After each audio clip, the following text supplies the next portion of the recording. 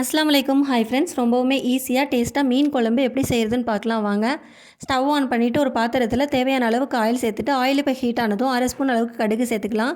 கடுகு பொரிஞ்சு வந்ததும் 1/2 ஸ்பூன் அளவுக்கு வெந்தயம், ஒரு பெரிய சைஸ் வெங்காயத்தை குட்டி குட்டியாக கட் பண்ணி வச்சுருக்கேன், அதையும் சேர்த்துட்டு 10 பல் அளவுக்கு பூண்டு, 1/2 ஸ்பூன் அளவுக்கு சீரகம், இது எல்லாத்தையும் சேர்த்து நல்லா வதக்கிக்கலாம்.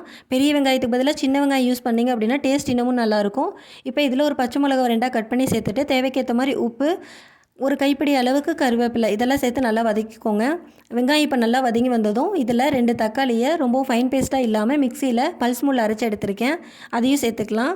தக்காளி சேர்த்து வதக்கி விட்டதும் 1/2 ஸ்பூன் அளவுக்கு மஞ்சத்தூள், ஒரு பெரிய ஸ்பூன் அளவுக்கு மிளகாய்த்தூள், 3லேருந்து 4 ஸ்பூன் அளவுக்கு குழம்பு மிளகாய்த்தூள் இதெல்லாத்தையும் சேர்த்து நல்லா வதக்கிக்கோங்க. மசாலாவோட பச்சை ஸ்மெல்லு போகிற அளவுக்கு நல்லா வதக்கிட்டு இதில் ஒரு கப் அளவுக்கு தண்ணி சேர்த்து 2லேருந்து 3 நிமிஷத்துக்கு கொதிக்க விடலாம். இதை இப்போ பார்த்திங்கன்னா மசாலாவுக்கு மேலே எண்ணெய் தண்ணியாக பிரிஞ்சு வந்திருக்கும்.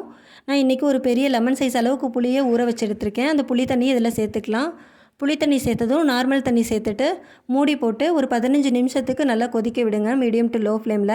குழம்பு கொதித்து இந்த அளவுக்கு கெட்டியாகி வந்தால் போதும்.